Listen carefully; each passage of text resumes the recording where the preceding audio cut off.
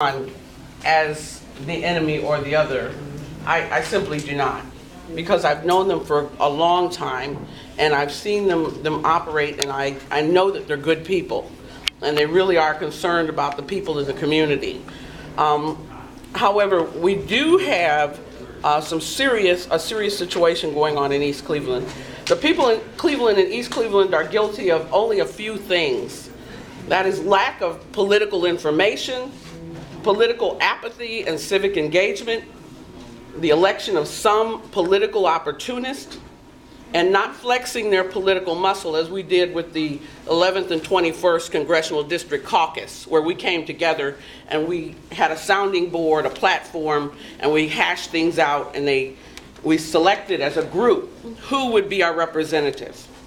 The decision for how Cleveland and East Cleveland have evolved originated and are engineered by a minority of super wealthy white citizens with vested economic interest in the area's development. And we need to understand that.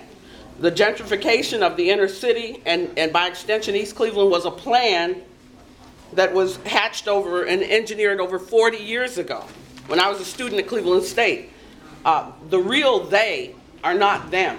The real they are NOACA, which is your Eastern Ohio area-wide coordinating agency, Forest City Development, the Jacob Group, the Ratners, your area business adjuncts at Cleveland Clinic, the Federal Reserve Bank leadership vis-a-vis Sandra Pianalto's successor, and area businesses and your banking leadership, your bankers.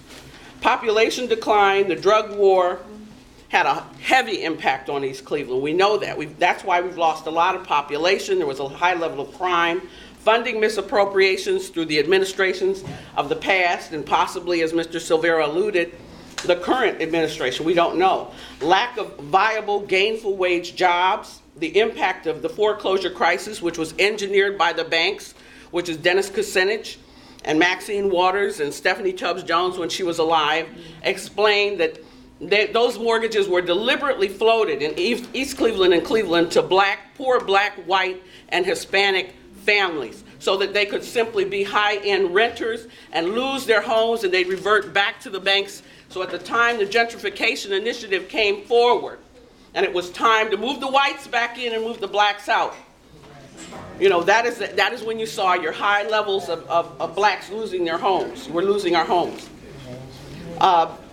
There's been gross political apathy, and we see that with the last election. There was 9% of people actually went out and voted in East Cleveland, bothered to vote for the people who got in office, which means people are so frustrated, as Charles Bibb said, they've lost hope. He said they've lost hope. This created the recipe for political disaster in our communities.